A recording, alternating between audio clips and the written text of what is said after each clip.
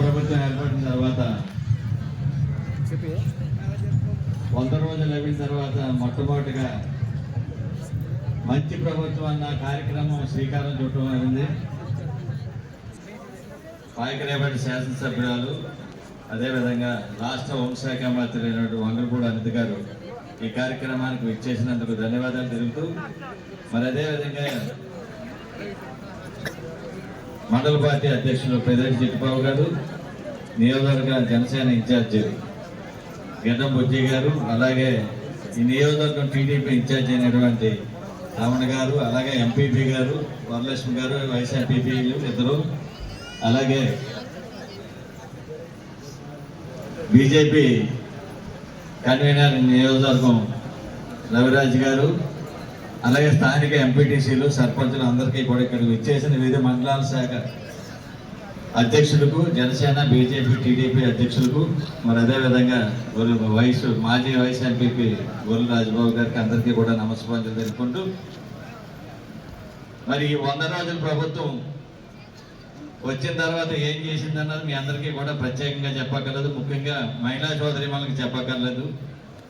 ఈ 100 రోజుల్లో కూడా మన ప్రీతమ నాయకురాలు లేడీ లెజెండ్గా దూసుకుపోతున్న రాష్ట్ర హోంశాఖ మంత్రులు వంగలపూడి అనిత గారు పనితీరు ఏంటన్నది ఈ మధ్య టీవీలో మీ అందరూ కూడా చూస్తుంటారు.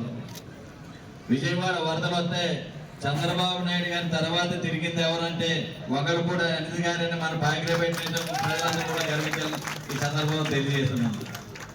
ఏంటంటే మహిళా శాఖ మంత్రులు ఉంటారు, కానీ గతంలో ఎప్పుడూ కూడా మేము మోకాళ్ళలోకి నీళ్లు దిగడం లేదు, అలా ఏదో పర్యవేక్షణ చేసి ఎక్కడో రివ్యూ చేసి కూర్చోవడం కాకుండా ఈవిడ స్వయంగా పడవలెక్కి ట్రాక్టర్లు ఎక్కి అక్కడ ప్రజలు ఇబ్బంది పడితే వాళ్ళందరికీ కూడా అన్ని సదుపాయాలు కల్పించిన ఏకైక మహిళ వంగలపూడి అనిత గారిని ఈ సందర్భంలో మీ అందరికీ కూడా తెలియజేస్తున్నాం.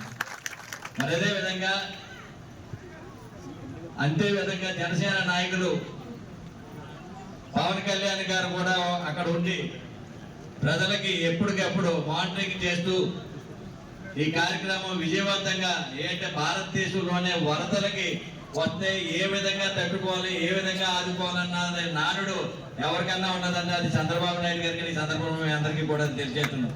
గతంలో మన జిల్లాలో ఉద్దుత్ తుఫాను వచ్చిన తర్వాత మరి అక్కడ విశాఖపట్నం కోలుకోదన్న పరిస్థితుల్లో మరి సుమారు 15 రోజులు బస్సులోనే ఉండి ఇంటికి వెళ్ళకుండా ఇక్కడ అనేక కార్యక్రమాలు చేపట్టు ఈవేళ విశాఖ నగరంతో సుందరంగా ఉన్నదంటే అది చంద్రబాబు నాయుడు గారు దయని ఈ సందర్భంలో మీ అందరికీ కూడా తెలుసు, మీ పిల్లలకు కూడా తెలిసి ఈ సందర్భంలో తెలియజేస్తున్నాను. మరి అదేవిధంగా ఈ రోజు మనం ఈ 100 రోజుల కార్యక్రమంలో మీ అందరికీ కూడా ఆలోచించుకోండి. పదవి వచ్చిన వెంటనే ఎన్డీఏ కూటమి ఏర్పడిన వెంటనే మీ అందరికీ కూడా పెన్షన్ 3000 నుంచి 1000 రూపాయలు పెంచానన్న హామీ కాకుండా గత 3 నెలలు కూడా ఇచ్చిన ఘనత ఈ భారతదేశంలో ఎన్డీఏ కూటమికి చెందిందని ఈ సందర్భంలో అవునా కాదని ఆలోచించుకున్నాం.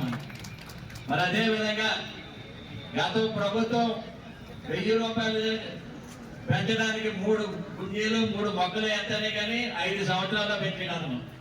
ఈవేళ ప్రభుత్వం వచ్చిన వెంటనే మొట్టమొదటి సందుకు ఈ పెన్షన్ కార్యక్రమాన్ని శ్రీకారం చుట్టడం జరిగింది. మరి అదేవిధంగా ఈ పెన్షనే కాకుండా డిఎస్సి నిరుద్యోగ యువకుల గురించి ఒక ప్రకటన కూడా రిలీజ్ చేయడం జరిగింది, సుమారు 13,000 ఉద్యోగాలు.